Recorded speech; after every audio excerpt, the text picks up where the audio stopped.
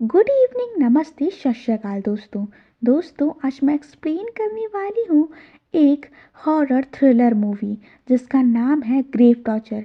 इस मूवी को शुरू करने से पहले मेरा आप सभी से एक रिक्वेस्ट है कि अगर आपको ये वीडियो पसंद आती है तो वीडियो को लाइक, शेयर और सब्सक्राइब करना ना भूलें। तो मूवी की शुरुआत होती है, हमें एक फैमिली को दिखाया जाता है जिसमें एक कपल और उनके दो बच्चे थे, जिनमें उन दो बच्चों का नाम सीता एंड आदल था। ये फैमिली एक छोटी सी बेकरी चलाती थी, लेकिन इनका धंधा कुछ अच्छा नहीं चल रहा था क्योंकि इनके शॉप के आसपास बड़े बड़े कैफे एंड रेस्टोरेंट खुले गए थे। बुरी फाइनेंशियल कंडीशन की वजह से इनका शहर में गुजारा कर पाना काफ़ी मुश्किल हो रहा था। आदिल और सीता के अंकल इन दोनों को उसी गांव के फ्री बोर्डिंग स्कूल में भेजने का प्रस्ताव रखते हैं, लेकिन आदिल और सीता के पिता ऐसा नहीं करते हैं क्योंकि भले ये परिवार गरीब था लेकिन इनके बीच प्यार बहुत था। खैर, एक दिन हम बेकरी के अंदर कुछ कस्टमर्स को आते देखते हैं जिसमें एक कस्टमर अजीब बिहेव कर रहा था। वो आदिल के पास आके उसे एक टेप देते हुए कहता है कि बाहर मत जाना, बाहर उन्हें खतरा है। और ऐसे कह के वो बेकरी के बाहर निकलकर पास के कैफ़े में भीड़ में लग जाता है। अब इसी बीच बाकी 3 कस्टमर्स में से 2 लोग लड़ने का नाटक करने लगते हैं और इसका फ़ायदा उठाकर तीसरा कस्टमर कैश काउंटर से पैसे चुराने लगता है। सीता उसे ऐसा करते हुए देख लेती है और वो आदिल और अपने डैड को इन्फॉर्म करती है। अब आदिल तो यहाँ पर कुछ नहीं करता, लेकिन उसके माता पिता उस आदमी को उस शॉप से बाहर लेकर जाते हैं और तभी एकदम से वहाँ एक धमाका होता है जिसमें सीता और आदिल के पेरेंट्स बाहर ही दम तोड़ देते हैं। इसके बाद सीन पुलिस स्टेशन पर शिफ्ट होता है और रेडियो में सुनकर हमें पता चलता है कि इस धमाके को उसी आदमी ने अंजाम दिया था जो कि आदिल को टेप दिया था। अब पुलिस आदिल से इस आदमी के बारे में पूछताछ करती है, पर सीता उसे टेप के बारे में कुछ बताने से रोक देती है। घर वापस आने पर आदिल सीता से पूछता है कि वो इस टेप का क्या करेगी, जिसके जवाब में सीता कहती कि उसे जानना है कि आखिर इस टेप के अंदर है क्या। सीता टेप को प्ले करती है और हमें उसमें से किसी के चिल्लाने की आवाज़ सुनाई देती है, मानो कोई किसी को यातना पहुंचा रहा हो। टेप में हम एक दूसरी आवाज़ को भी सुनते हैं जो कहता है कि मान रवो, जिसका मतलब है कि तुम्हारा खुदा कौन है। यहाँ से सीन शिफ्ट होकर सीता को दिखाता है जो अब उसी बोर्डिंग स्कूल में पढ़ रही है जहाँ भेजने की बात उसके अंकल ने की थी। स्कूल का टीचर उस्ताद जा उन्हें ग्रेव टॉर्चर, जिसे हम हिंदी में कब्र यातना कह सकते हैं, उसके बारे में बता रही थी कि जजमेंट डे से पहले उन्हें एंजल ग्रेव्स में ही सवाल पूछेंगे कि तुम्हारा खुदा कौन है, और अगर तुम्हारा भगवान पर फेथ थोड़ा भी कम होगा तो तुम इसका जवाब नहीं दे पाओगे। सीता टीचर की बात सुनकर कोई रिएक्शन नहीं देती है और उसे देखकर ऐसा लग रहा था मानो उसका भगवान पर विश्वास खत्म हो गया है। सीता टीचर से पूछती है कि अगर एट द एंड नर्क में सबको सज़ा मिलेगी ही तो फिर कब्र में यातना देने का क्या ही मतलब है। यह सब तो बस लोगों को डराने के लिए बनाई गई बातें हैं। टीचर उस्ताद जा सीता से कहती है कि अगर तुम्हें भगवान पे पूरा विश्वास है तो तुम्हें इन सब बातों पर भी विश्वास करना होगा, क्योंकि ये सब बातें होली बुक में लिखी गई हैं और ऐसे भी हम सबको एक न एक दिन जजमेंट डे और कब्र की यातना का सामना करना ही होगा, जहां एंजल्स हमें हमारे कर्मों के हिस्सों की सज़ा देंगे। इस पर सीता कहते हैं कि एक दिन एंजल भी हमें ख़त्म कर सकते हैं और एक भगवान से डरा हुआ आदमी भी हमें ख़त्म कर सकता है। सीता की बातें सुनकर टीचर उसे कुछ भी जवाब नहीं दे पाती हैं और यहीं पे सीन कट हो जाता है।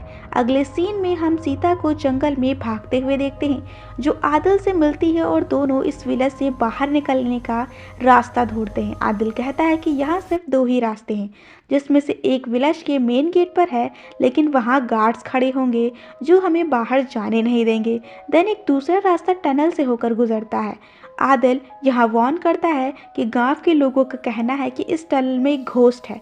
इनफैक्ट जो कोई भी इसके अंदर आया है वो आज तक बाहर नहीं आया। अब सीता किसी भी हाल में यहाँ से जाना चाहती थी और आदिल सीता को दोबारा सोचने के लिए कहता है, क्योंकि देखा जाए तो यहाँ से निकलकर ये दोनों कहाँ ही जाएंगे। यहाँ दोनों की बातों से हम जान पाते हैं कि सीता उसी ग्रेव को ढूंढना चाहती है जहाँ से उस धमाका करने वाले ने टेप को रिकॉर्ड किया था, ताकि वह साबित कर सके कि कब्र यातना वाली बातें बस एक अंधविश्वास है, और इसी के चलते उनके माता पिता की जान गई थी। बस फिर क्या था, सीता और आदिल टनल में एंटर करते हैं, लेकिन उसका टॉर्च काम नहीं करता है, इसलिए दोनों अंधेरे में ही आगे बढ़ते हैं। थोड़ी देर बाद सीता को रियलाइज़ होता है कि आदिल उसके साथ नहीं है और वो आदिल को आवाज़ देने लगती है। तभी सीता का पैर किसी चीज़ से टकराता है और नीचे देखने पे उसे एक छोटा सा बच्चा दिखाई देता है। सीता उससे पूछती है कि वह कौन है, जिसमें जवाब में बच्चा घोंसली आवाज़ में अपना नाम इस्माइल बताता है। सीता उसे देखते हुए भागते हुए टनल के बाहर निकल जाती है, जहां उसे आदिल, बाकी गांव वाले और टीचर्स के साथ खड़ा हुआ दिखाई देता है। अगले सीन में हम टीचर मिस उमाया को देखते हैं, जो सीता को रेड हेड स्कार्फ पहनाते हैं और ये समझाने की कोशिश करती हैं कि भगवान उसकी परीक्षा लेने के लिए उसे यह सब दुख दे रहे हैं ताकि वह अपने पापों का पश्चाताप कर सके। सीता टीचर की बातें सुनकर अपने माता पिता को याद करके रोने लगती है, जिसे देख मिस उमाया उसका हेड स्कार्फ निकाल देती हैं। अब इस पॉइंट पे सीता मिस उमाया को इस्माइल के बारे में पूछती हैं और कहती हैं कि उसने टनल में इस्माइल को देखा है। मिस उमाया इस्माइल का नाम सुनते ही अनकंफर्ट फील करने लगती हैं और सीता की बातों को टालने की कोशिश करती हैं। इसी बीच मिस उस्ताद जा यहाँ आती हैं और सीता को दोबारा रेड हेड स्कार्फ पहनाते हैं और उस्ताद जा उमाया से कहती हैं कि रूल सभी के लिए हैं और इस रेड हेड स्कार्फ से बाकी लोगों को भी सबक मिलेगा ताकि फ्यूचर में वो कभी भी कोई सीन कमिट ना करें। इधर हम स्कूल में मिस्टर इल्हम को गाड़ी से आते हुए देखते हैं, जो कि स्कूल को फंड करते हैं और इन सभी बच्चों की पढ़ाई का पूरा खर्चा भी उठाते हैं। खैर, तो आगे हम सीता को होली बुक पढ़ते हुए देखते हैं, जो कि उसे पनिशमेंट में मिली थी। अब सीता अचानक से मिस उमाया और मिस उस्ताद जा को देखती हैं और उनके पीछे जाती हैं। इन दोनों टीचर्स की बातें सुन के ऐसा लग रहा था कि मिस्टर इल्हम एक अच्छे इंसान नहीं हैं और वह स्कूल के बच्चों के साथ बुरा काम कर रहे थे। इस्माइल भी इसी स्कूल में पढ़ता था और मिस्टर इल्हम ने ही उसे ख़त्म किया था। मिस उमाया पूछती हैं कि अब उन्होंने किस बच्चे को अपने पास बुलाया है, जिस पर उस्ताद जा आदिल का नाम लेती हैं। ये सुन सीता डर के वहाँ से भाग जाती है और मिस्टर इल्हम के कमरे के पास जाती हैं, जहाँ उसे आदिल बैठा हुआ दिखाई देता है।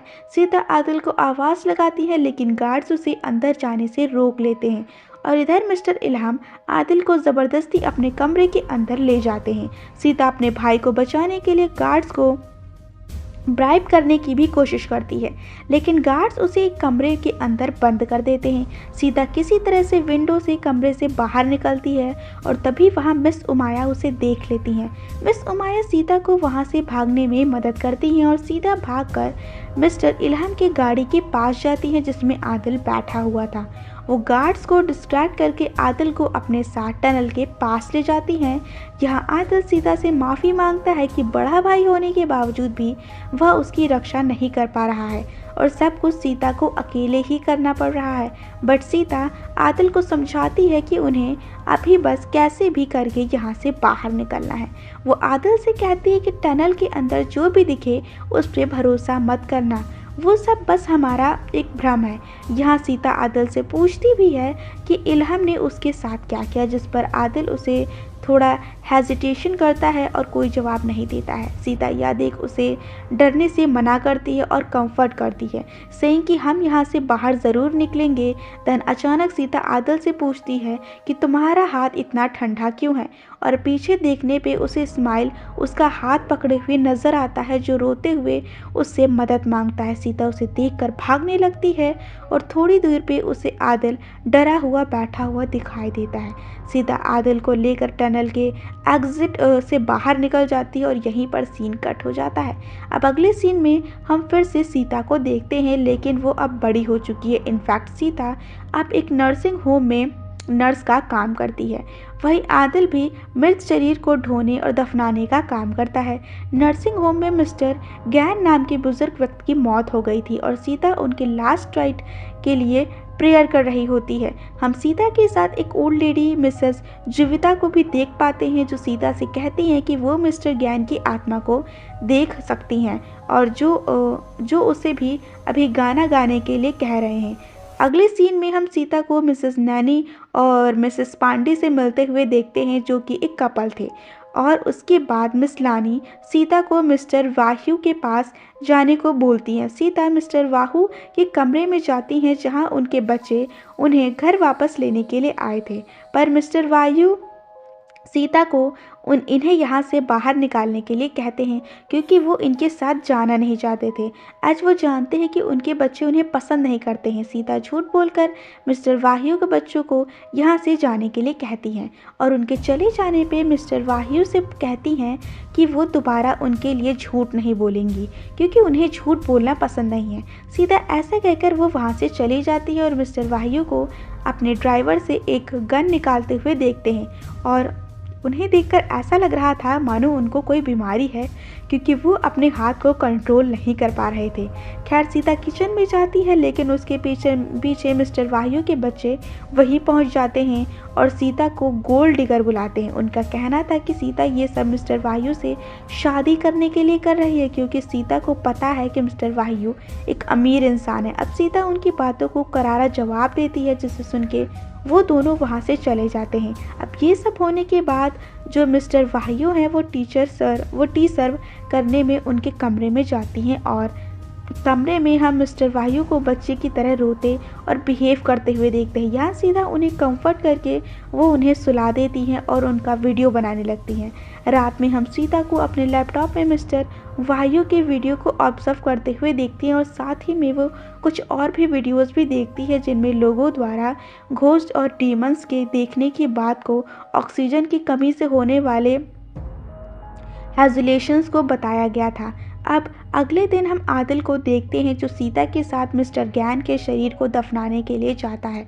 यह आदिल सीता से पूछता है कि क्या यह वही आदमी है जिसे सीता ढूंढ रही है, जिसके जवाब में सीता कहती कि ये आदमी वो नहीं है, बल्कि यह आदमी तो अपनी पूरी ज़िंदगी रिस्पेक्टफुली जिया है। अब हम व्यूवर्स यह समझ नहीं पाते कि किस आदमी की बात हो रही है, लेकिन आपको जल्द ही इस कहानी में आगे पता चल जाएगा। तो यहाँ से सीता और आदिल ग्रेवयार्ड में मिस्टर ज्ञान को बड़ी आदर के साथ दफनाते हैं और आदिल सीता से कहता है कि इवन दो ग्रेव यातना वाली बात सच भी हो तो हम भी ना तो देख सकते हैं और ना ही उसे सुन सकते, क्योंकि यातना सोल के साथ होता है, शरीर के साथ नहीं। इसके जवाब में सीता कहती है कि यह सब यही मानते हैं कि यातना बॉडी और सोल दोनों के साथ होती है। इनफैक्ट किताबों में भी यही पढ़ाया जाता है और इसीलिए वो इसे रिकॉर्ड करना चाहती है और लोगों को प्रूफ करना चाहती है कि ये सब अंधविश्वास है। आदिल सीता से कहता है कि तुम रिलीजन के ऊपर सवाल उठा रही हो और अगर यह सब सच हो गया तो तुम क्या करोगी। दोनों बातें करते हुए ग्रेव के पास पहुंचते हैं और उसे देख आदिल कहता है कि इस ग्रेव को तुम पिछले 10 सालों से देख रही हो, पर आज तक इसमें से एक भी आवाज़ें नहीं आई जिससे तुम्हारे बातें प्रूव हो सकें। पर सीता कहती है कि ये ग्रेव लोगों को यकीन दिलाने के लिए काफ़ी नहीं है। सीता के हिसाब से जिस आदमी को वो लोग ढूंढ रहे हैं उसे वो उसी ग्रेव के पास ही बरी करना चाहती है, ताकि अगर कब्र यातना वाली बात सच भी हो तो उस आदमी को भी इसके साथ यातना पहुँचे। आदिल सीता से पूछता है कि वह किस आदमी की बात कर रही है, जिस पे सीता उसकी आइडेंटिटी आदिल को नहीं बताती है। इसके बाद सीन शिफ्ट होकर नर्सिंग होम पे आता है और हम सीता को लॉन्ड्री रूम में देखते हैं, जहां वो उसी ग्रेव वाले आदमी को देख रही होती है। दरअसल वो ग्रेव एक कातिल का था और उस ब्लास्ट करने वाले इंसान ने यह क्लेम किया था कि उसने इसी कातिल के ग्रेव से वो टेप वाली आवाज़ें रिकॉर्ड करी थी। सीता ये न्यूज़ पर अपने माता पिता को याद करके रोने लगती है और वहीं उसकी आंख लग जाती है। यहाँ सीता को विस्फोट वाले दिन का नाइटमेयर आता है और हम समझ पाते हैं कि सीता अभी तक उस ट्रोमा से उभर नहीं पाई है। तभी अचानक सीता को मशीन के अपने आप चलने की आवाज़ आती है और वो नींद से जग जाती है। मीनवाइल हम आदिल को देखते हैं, जिसे उसकी बीवी घर से निकाल देती है और डिवोर्स देने की बात कहती है, क्योंकि आदिल दिन भर सिर्फ काम करता रहता है और अपनी बीवी के साथ समय नहीं बिताता। देन वापस से सीन नर्सिंग होम पर आता है और सीता गाने की आवाज़ सुनकर मिस्टर वाहियो के कमरे में जाती है, जहां मिस्टर वाहियो अपने फ़ोन में अपने ऑडियो को देख रो रहे थे। सीता को आते देख मिस्टर वाहियो अपना फ़ोन नीचे रखते हैं, जिसमें वीडियो रिकॉर्ड होने लगती है। मिस्टर वाहियो सीता से पूछते हैं कि वो किस रिलीजन में विश्वास करती है और इसके जवाब में सीता कहती है कि बिना किसी रिलीजन पर विश्वास करे भी लोग तो कैसे, लोगों का अपना कौन सा साइंस है उन्हें गलत काम करने से रोक सकता है। अब यह सुनकर मिस्टर वायु कहते हैं कि तुम्हारा बिलीफ सिस्टम तुम्हारे मॉरल और तुम्हारे वैल्यू पे बेस्ड है, लेकिन उनका बिलीफ सिस्टम उन्हें गलत काम करने से नहीं रोकता है और इसलिए वो बिना किसी गिल्ट के कोई भी काम कर सकते हैं और यही वजह है कि उसे अपने कर्म के बाद मिलने वाले कंसीक्वेंस का भी डर नहीं लगता है। मिस्टर वायु भले ही उन्होंने ऐसे काम किए हैं जो बाकी लोगों को गलत लगता है, लेकिन फिर भी उन्होंने लोगों की भलाई के लिए भी बहुत कुछ किया है। ये सुनने के बाद सीता उनसे कहती है कि जैसे बोर्डिंग स्कूल को फंड करना और वहाँ के स्टूडेंट के साथ गलत करना। अब वायु ये सुनकर शॉक हो जाते हैं और सीता रिवेल करती है कि वो भी उसी स्कूल में पढ़ती थी और उसका भाई और इस्माइल भी। अब वायु के विक्टिम्स थे। सीता मिस्टर वायु से पूछती है कि क्या वो या गिल्टी फील कर रहा है, कि जिस पे वायु कहता है कि इन सब के बाद भी मैंने उन्हें एक अच्छी लाइफ प्रोवाइड की है। इस पे सीता कहती है कि अगर तुमने इतना ही अच्छा काम किया है तो तुम वहाँ से भाग क्यों निकले और अपना नाम भी क्यों बदल दिया। जी हाँ दोस्तों, मिस्टर वायु और कोई नहीं बल्कि इल्हम है, जो कि बोर्डिंग स्कूल को फंड करता था। एनीवेज कहते ही अचानक सीता की नज़र कॉरिडोर की तरफ जाती है, जहां वो आदिल को ये सब सुनते हुए देखती है। मिस्टर वायु को देखकर आदिल की तबीयत खराब होने लगती और आदिल गुस्से में आकर मिस्टर वायु पे हमला कर देता है, लेकिन सीता उसे ऐसा करने से रोक लेती है। ये सब सुन बाकी लोग भी कमरे में आ जाते हैं और हम देखते हैं कि मिस्टर वायु को अभी भी कोई गिल्ट नहीं हो रहा था। वो सीता से कहता है कि मैं तुम दोनों को एक अच्छी लाइफ नहीं दे पाया, जिस पर सीता कहते कि हमारी लाइफ जैसे भी अच्छी है और क्योंकि हमारा एक ही मकसद है तो हमें देखना है कि तुम जैसे पाप करने वाले लोगों के साथ इस दुनिया से जाने के बाद क्या होता है, क्योंकि अगर तुम्हारे जैसे इंसान के साथ कुछ भी नहीं हुआ तो रिलीजन में पढ़ाई जाने वाली ग्रेव यातना की बातें झूठी हैं। सीता की बात सुनकर मिस्टर वायु हंसते हुए कहते हैं कि अगर आफ्टर लाइफ में सज़ा भी दी जाए तो सबसे डरावनी सज़ा क्या होगी, यह तुम्हारे डर के ऊपर डिपेंड करता है, यानी तुम्हें उसी तरीके से यातना दी जाएगी जिससे तुम सबसे ज़्यादा डरते हो। वायु सीता से कहता है कि तुम्हारा सबसे बड़ा डर यही है कि कहीं यह ग्रेव यातना वाली बात सच ना हो जाए, और मेरा सबसे बड़ा डर यह बीमारी है जिसमें उन्हें कुछ पता ही नहीं रहता कि वह कौन है और कहाँ है। तो मैं तो अपने डर से फेस कर चुका हूँ और मेरे लिए इससे बड़ी यातना और कुछ भी नहीं हो सकती। फिलहाल मेरे पास अब कुछ भी करने के लिए नहीं है, इसीलिए क्यों न मैं तुम्हारा मकसद पूरा करने में मदद करूं। ऐसा कहते ही मिस्टर वायु अपने ड्रॉर से गन निकालकर खुद को शूट कर लेते हैं। अगले सीन में हम आदिल को मिस्टर वायु की बॉडी को साफ करते हुए देखते हैं और हमें पता चलता है कि मिस्टर वायु की फैमिली इनके गुजर जाने को पब्लिकली रिवील नहीं करना चाहती है, इसलिए शरीर को दफनाने के लिए इन्हें ही कहा गया। आदिल और सीता मिस्टर वायु के शरीर को सिमेट्री में लेकर जाते हैं, जहां सीता मृत शरीर के साथ ग्रेव के अंदर जाती है और आदिल उसे एक कैमरा देता है ताकि सीता ग्रेव के अंदर होने वाली चीज़ों को रिकॉर्ड कर सके। आदिल सीता को एक बार फिर सोचने को बोलता है, क्योंकि यहाँ देखा जाए तो अब वायु को उनके कर्मों की सज़ा मिल चुकी है। इस पर सीता कहती है कि यहाँ बात बदला लेने की नहीं है, बल्कि हमें ग्रेव में इनके साथ क्या होता है यह सब सामने रिवील करना है। खैर सीता आदिल को पास ही रहने को बोलती है ताकि ग्रेव से जुड़े पाइप का ध्यान रखा जा सके जो इन्होंने ग्रेव से कनेक्ट किया है, ताकि सीता को ऑक्सीजन मिलती रहे। आदिल सीता को पूछता है कि क्या उसे मरने से डर नहीं लगता, जिस पे सीता उसे कोई जवाब नहीं देती है और इसके बाद आदिल ग्रेव को बंद करके वहीं पास में बैठ जाता है। इधर सीता ग्रेव में कैमरा सेट करती है और थोड़ी देर बाद उसे नींद आ जाती है। सुबह आदिल ग्रेव से सीता को बाहर निकालता है और दोनों कैमरा की रिकॉर्डिंग चेक करते हैं, फिर जिसमें उन्होंने ग्रेव यातना होने का कोई भी सबूत नहीं मिलता है। आदिल सीता से पूछता है कि अब वो खुश है। सीता कहती है कि अभी असली काम बाकी है, आज वो यह वीडियो पब्लिकली रिलीज़ करेगी और मिस्टर वायु के बारे में सबको बताएगी। ये सुनकर आदिल कहता है कि लोग इस वीडियो को देख के गुस्सा करेंगे क्योंकि ये लोग रिलीजन पे सवाल उठा रहे हैं। एनीवेज नेक्स्ट सीन में हम सीता को एक न्यूज़ शो में जाते हुए देखते हैं, जहां वो सारी बात रिवील करती है और प्रोड्यूसर को अपनी रिकॉर्डिंग प्ले करने वाली बात बोलती है, लेकिन जब रिकॉर्डिंग को प्ले किया जाता है तो स्क्रीन पे वो नहीं चल रहा था। वो एक्चुअली सीता ने जो रिकॉर्ड किया था अब अब यहाँ पहले जो सीता को लगता है कि प्रोड्यूसर ने जानबूझकर मेमोरी कार्ड चेंज कर दिया है, लेकिन वो उससे कहता है कि उसने ऐसा कुछ नहीं किया है, पर ये वही मेमोरी कार्ड है जो सीता ने उसे दिया था।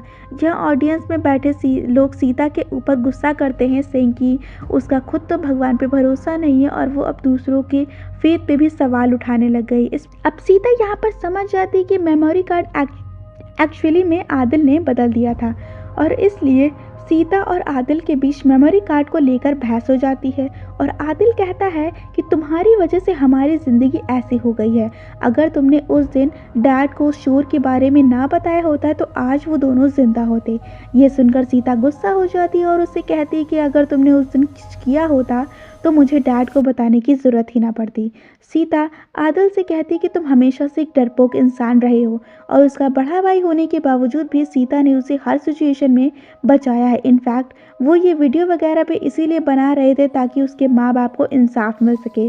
और आदिल सीता से कहता है कि वो सेल्फिश है और वो यह सब अपनी खुशी के लिए कर रही है। वो नर्सिंग होम के लोगों की भी कोई केयर नहीं करती है, वो बस उनका फ़ायदा उठा रही है ताकि वो यहाँ से आने वाले लोगों का बैकग्राउंड चेक करके उनके ग्रेव की रिकॉर्डिंग कर सके। सीता आदिल की बातें सुन के टूट जाती है और हम दोनों के रिश्ते में दरार आते देखते हैं। इसके बाद हम देखते हैं कि अगले दिन हम नर्सिंग होम में सीता को देखते हैं, जिसे मिस्टर वायु की आवाज़ सुनाई देती है। जब वो चेक करने कमरे में जाती है तो उसे वहाँ कोई नहीं दिखता है। सीता जैसे वापस आने लगती है, उसे अचानक से ही कमरे में एक एंटिटी दिखाई देती है जो मिस्टर वायु की आवाज़ में उसे बार बार बुलाने लगती है। अब सीता यह देखकर बहुत डर जाती है, लेकिन तभी वहाँ मिसेस नैनी आ जाती है जो सीता से कहती हैं कि उसका हस्बैंड उस पर चीट कर रहा है। ऐसे में सीता चेक करने जाती है एंड वो सरप्राइज़ हो जाती है कि मिस्टर नैनी की बात सच निकलती और हम मिस्टर पांडे और नर्स लानी को एक साथ देखते हैं। मिस्टर पांडे मिसेस नानी से माफ़ी मांगने की कोशिश करती है, पर मिसेस नैनी की हालत देख सीता उनसे कहती हैं कि आज रात दोनों को अलग अलग सोना चाहिए ताकि मिसेस नैनी काम डाउन हो सकें। ये सुनकर मिस्टर पांडे ऐसा करने से मना करते हैं क्योंकि उनके हिसाब से मिसेस नैनी सही है, इसलिए उन्हें अकेले नहीं रहना चाहिए, लेकिन सीता उन्हें अलग अलग कमरे में सोने के लिए कहती। इसके बाद मिसेस नैनी अपने कमरे में जाती और हम देखते हैं कि शॉक की वजह से उनकी हालत सच में ठीक नहीं है। ऐसे में वह अपने कपड़े गंदे कर लेती हैं। देन वो अपने कपड़े चेंज करके उसे धोने में लॉन्ड्री रूम में चली जाती हैं। तभी गलती से उनका रिंग भी मशीन में गिर जाता है और रिंग को धोते हुए वो मशीन के अंदर चली जाती हैं। अब उन्हें रिंग तो नहीं मिलता, लेकिन जब वो मशीन से बाहर निकलने की कोशिश करती हैं तो गलती से मशीन ऑन हो जाती है, जिससे उनका बाल मशीन में फंस जाता है और काइंड ऑफ वो मशीन के अंदर खिंच के मारी जाती हैं। अब नानी के गुजर जाने की खबर सुनकर मिस्टर पांडे टूट जाते हैं और सीता भी ये देख के शॉक में थी क्योंकि जब से वो ग्रेव से बाहर आई है उसी दिन कुछ ना कुछ अजीब घटनाएं हो रही थी। तो अगले दिन नर्सिंग होम में सीता को मिस्टर पांडे की रोने की आवाज़ सुनाई देती है और जब वो सीता उनके कमरे में जाती है तो मिस्टर पांडे उसे ही ब्लेम करते हैं, सेइंग कि उनके मना करने के बावजूद भी सीता उन्हें अलग अलग कहने को कही है। और सीता मिस्टर पांडे को ऐसी हालत में देखकर परेशान हो जाती है और मिसेस जीविता के पास जाकर उन्हें मिस्टर पांडे की हालत को सुधारने में मदद करती कि तुम उसकी मदद करो।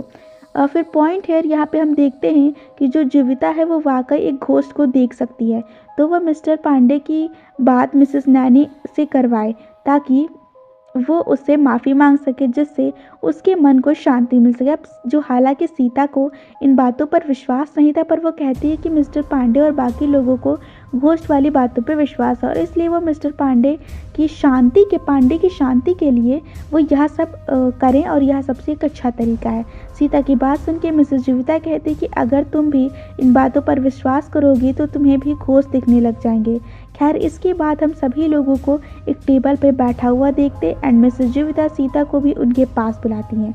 सीता पहले तो मना कर देते हैं, पर मिस्टर पांडे कहते हैं कि उनके साथ उन्हें बैठना ही पड़ेगा क्योंकि उन्हीं की वजह से मिसेस नैनी की मौत हुई है। अब सीता ये सुन के उन्हें टेबल पे ज्वाइन करती है और मिसेस जीविता सबसे कहती हैं कि किसी भी हालत में वो एक दूसरे का हाथ नहीं छोड़े। मिसेस जीविता यहाँ मिसेस नैनी की आत्मा को अपने अंदर बुलाती हैं और अचानक ही वह मिसेस नैनी की तरह बात करने लग जाती हैं। मिस्टर पांडे ये देखकर नानी से माफ़ी मांगने लगते हैं और मिसेस नैनी कहती हैं कि तुम्हें उस लड़की को ख़त्म करना होगा जिसे तुमने सेड्यूस किया था, तभी मैं तुमसे आफ्टर लाइफ में मिल पाऊंगी। सीता ये सब सुन के मिसेस जीविता को रोकने की कोशिश करती है, लेकिन मिसेस जीविता और बाकी सभी सीता को आंख बंद करके अपनी मन की आंखों से देखने को बोलते हैं और इस पर भरोसा करने के लिए कहते हैं। सीता के ऐसा करते ही उसे वाकई नैनी की आत्मा अपने बगल में बैठी हुई दिखाई देती है, जिससे वो बहुत डर जाती है और इसके परिणाम अनुसार सीता यह सब खेल यहीं पर बंद करने को बोलती है। सीता सबको कमरे से बाहर जाने को कहती है, लेकिन जो मिसेस जीविता है वो अचानक ही आदिल की आवाज़ से बातें करने लग जाती है और सीता को इस्माइल की मदद करने के लिए कहती हैं। सीता यह देख के डर जाती है और रात को आदिल को फ़ोन करती हैं, लेकिन आदिल कहता है कि वो अभी काम कर रहा है और फ़ोन रख देता है। तभी हम आदिल को देखते हैं जिसे मोर के अंदर कुछ आवाज़ें सुनाई देती हैं और हम एक मृत शरीर को बैकग्राउंड में चलते हुए देखते हैं। आदिल आवाज़ के सोर्स को चेक करने लगता है पर उसे कुछ भी दिखाई नहीं देता है। तभी अचानक आदिल देखता है कि वो एक मृत शरीर पर अपनी जगह से गायब है, जिसे वो डर जाता है। आदिल वहाँ से भागने की कोशिश करता है, लेकिन दरवाज़ा अपने आप ही लॉक हो चुका था। ऐसे में आदिल लॉकर में छिप जाता है, लेकिन वहाँ से कोई मृत शरीर उसे डराती है। इस पॉइंट पे सीन कट होकर नर्सिंग होम पे आता है, जहाँ लानी सीता से कहती हैं कि उसके डिसेबल होने के कारण उसे सभी हमेशा इग्नोर करते आए थे, यहाँ तक कि उसके पेरेंट्स भी उसे कभी प्यार नहीं किया। इसलिए जब मिस्टर पांडे ने उसे अटेंशन दिया तो वो अच्छा उसे लगने लगा। लानी की बातें सुन सीता को कोई रिएक्शन नहीं देती है, लेकिन तभी अचानक वहाँ मिस्टर पांडे आते हैं जो कि लानी पर हमला करने की कोशिश करते हैं। सीता लानी को बचाकर कमरे के बाहर निकालती है और मिस्टर पांडे को वहीं लॉक कर देती है। सीता लानी को अपनी जान बचाकर यहाँ से भागने को कहती है, लेकिन मिस्टर हीडा लानी पर हमला कर देते हैं। सीता ये देख एकदम शॉक हो जाती है और एम्बुलेंस बुलाने के लिए कहती है, पर लानी उसे रोक देती है क्योंकि अब उसे इस दुनिया में रहने की इच्छा नहीं थी। और यहाँ पर सीता को समझ नहीं आता है कि आखिर ये सब क्या हो रहा है और वो मिस्टर हीडा से पूछती है कि उन्होंने ऐसा क्यों किया। मिस्टर हीडा कहते हैं कि लानी ने एक शादीशुदा आदमी को सेड्यूस किया था क्योंकि उसने लानी को इसकी सज़ा दी है, नहीं तो उसे भी ग्रेव में यातना पहुंचाई जाती। ऐसा कहते हुए मिस्टर हीडा टीवी की तरफ पॉइंट करते हैं और सीता देखती है कि न्यूज़ चैनल में यह दिखाया जा रहा था कि सीता ने इन्फ्लुएंस होकर कुछ लोगों ने ग्रेव यातना की आवाज़ें रिकॉर्ड की हैं और अब उन लोगों को विश्वास हो गया है कि ये सब सच है, जिससे कई विस्फोट करने की घटनाएं हो रही हैं और पूरे शहर में अफरा तफरी मच गई है। सीता यह सब देख के गुस्से में आ जाती है और कहती है कि अगर ये सब सच होता तो मिस्टर वायु जैसे इंसान के साथ ऐसा कुछ क्यों नहीं हुआ, और वो ग्रेव यार्ड की तरफ जाने लगती है। यहाँ सीता मिस्टर वायु के ग्रेव को दोबारा खोलने लगती है, लेकिन उसे ग्रेव के अंदर मिस्टर वायु के शरीर नहीं मिलते हैं। तभी सीता ग्रेव के अंदर गिर जाती है और ग्रेव की मिट्टी उसके ऊपर गिरने लगती है।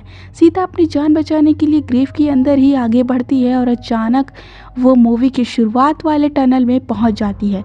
टनल के अंदर सीता को फिर से इस्माइल की घोस्ट नजर आती है और उसे देख वह अपने आप को कहती है कि यह सब बस एक वहम है। सीता वहां से भागने लगती है और उसे अपने सामने आदिल रोता हुआ दिखाई देता है, लेकिन सीता जल्द ही समझ जाती है कि यह आदिल नहीं है और वहां से बाहर जाने की कोशिश करती है। तभी सीता को टनल के अंदर एक ओपनिंग दिखाई देता है जिसमें से रेड लाइट बाहर आ रही होती है। अंदर जाने पर सीता को उनकी बैकड़ी दिखाई देती है जहां उसे वही चोर पैसा चुराते हुए दिखाई देता है, लेकिन सीता इस बार उसे जाने देती है और ऐसा करते ही उसके माँ बाप ही उसे फेयरवेल बिट करते हैं। देन वो वहाँ से चले जाते हैं। इसे देख ऐसा लगता है कि पहली बार सीता ने अपने ट्रोमा को रिजॉल्व कर लिया है, क्योंकि हर बार वो अपने नाइटमेयर में अपने माता पिता को ख़त्म होते हुए ही देखती थी, लेकिन पहली बार ऐसा नहीं हुआ था। एनीवे सीता वहाँ से बाहर निकलकर वापस टनल में आती है और उसे वहाँ मिस्टर वायु की आवाज़ें सुनाई देती है। सीता को कुछ बच्चों के घोस्ट भी दिखाई देते हैं जो उस इस्माइल की मदद करने के लिए कहते हैं और इस बार सीधा इस्माइल की मदद करने का फैसला करती है। ऑल्दो उसे समझ नहीं आ रहा था कि वो उसकी मदद कैसे करे। तभी सीता को मिस जुविता की बातें याद आती है कि घोस्ट को देखने के लिए उसे आंखों की ज़रूरत नहीं है, बस उन्हें उन पर भरोसा करना होगा। सीता ऐसा ही करती है और जैसे ही वह अपनी आंखें बंद करती है उसे एक एंटिटी हंट करने लग जाती है। सीता उससे डर कर भागने लगती है और उसे अपने आगे फिर से वही बच्चों का घोस्ट दिखाई देता है जो उसे इस्माइल की हेल्प करने के लिए कहते हैं। और इस बार इस्माइल भी उनके साथ, और सीता इस्माइल से पूछती है कि आखिर वो किससे डर रहा है। इसके जवाब में इस्माइल ऊपर की ओर इशारा करता है और हम सीलिंग में मिस्टर वायु के घोस्ट को कॉल करते हुए देखते हैं। ये देख सीता इस्माइल को लेकर वहाँ से भागने लगती है और थोड़ी देर बाद उन्हें एक ग्रेव जैसा होल दिखाई देता है। इस्माइल सीता को ग्रेव में जंप करने के लिए कहता है और अपनी मदद के लिए शुक्रिया कहता है। सीता पहले तो जंप करने से मना कर देती है, पर वायु की घोस्ट को पीछे आता देख वो कूद जाती है। यहाँ सीता रियलाइज़ करती है कि वो वापस मिस्टर वायु के ग्रेव में आ गई है और यह वही दिन था जिस दिन उन्होंने मिस्टर वायु को दफन किया था। सीता डर के आदिल को आवाज़ देने लगती है कि तभी उसे पाइप से एक सांप अंदर आता हुआ दिखाई देता है और वो सांप मिस्टर वायु के मुंह में घुस जाता है और ऐसा करते ही वायु का शरीर उठ जाता है और दर्द से चिल्लाने लगती है। सीता डरते हुए यह सब कैमरा में रिकॉर्ड करने की कोशिश करती है और अचानक ही एक हैमर से वायु के फेस पे अटैक कर देती है। इससे वायु का चेहरा अजीब सा हो जाता है। सीता ये देख के चिल्लाने लगती है और हम देखते हैं कि वो हैमर मिस्टर वायु पे बार बार अटैक कर रहा था। इसके बाद वो सांप भी वायु के मुंह के अंदर से बाहर निकलता है और बहुत सारे सर वाले सांप में तब्दील हो जाते हैं। ये सारे सांप वायु के फेस पे बार बार हमला करने लग जाते हैं और थोड़ी देर बाद वहाँ एक डेविल एंटिटी अपीयर होती है और वह मिस्टर वायु से पूछती है कि तुम्हारा खुदा कौन है। सीता ये सब देख कर डर कर चिल्लाने लगती है और भगवान से माफ़ी मांगती है कि उसने उन पर भरोसा नहीं किया और अब वो इसका पश्चाताप करना चाहती है कि तभी ग्रेव क्रम्बल होना शुरू हो जाता है। लेकिन आदिल आकर सीता को ग्रेव से बाहर निकालकर उसकी जान बचा लेता है। हम देख पाते हैं कि आदिल की हालत भी कुछ ठीक नहीं है और वो दोनों ग्रेवयार्ड से बाहर निकलने की कोशिश करते हैं। तभी अचानक ही सीता को एक आवाज़ सुनाई देती है जो उससे पूछती है कि तुम्हारा खुदा कौन है। यहीं पे स्क्रीन ब्लैक आउट हो जाता है और हम स्क्रीन पर मिस्टर वायु के फ़ोन में चल रहे उसी दिन की वीडियो को देखते हैं जब उन्होंने अपने आप को समाप्त किया था। तभी हम मिसेस नैनी के हाथ को देखते हैं जो फ़ोन को बंद करती हैं और मिस्टर पांडे उन्हें सोने के लिए आवाज़ देते हैं।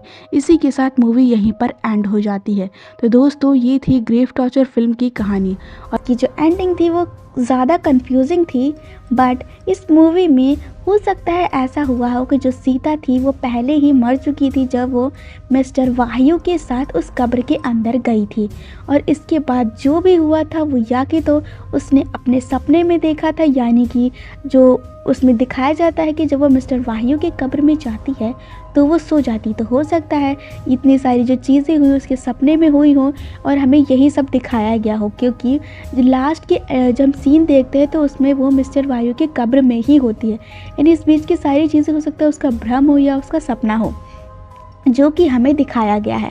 और लास्ट में हमें यही दिखाया जाता है कि जो मिस्टर वायु को सारी यातनाएं झेलनी पड़ती हैं और ये सारी चीज़ें सीता देखती हैं। और यहाँ पे बीच में मिस्टर वायु एक बात भी कहते हैं कि इंसान की सबसे बड़ी सज़ा ये होती है कि उसके डर का सच होना, यानी जो सीता थी उसका डर यही था कि जो कब्र में यातना होती वो कहीं सच में ना होती हो, उसे इसी बात का डर था। उसके सामने ही ये चीज़ें सच हो गई थी, तो एक तरह से सीता के लिए वही उसकी यातना थी, उसके डर का सच होना।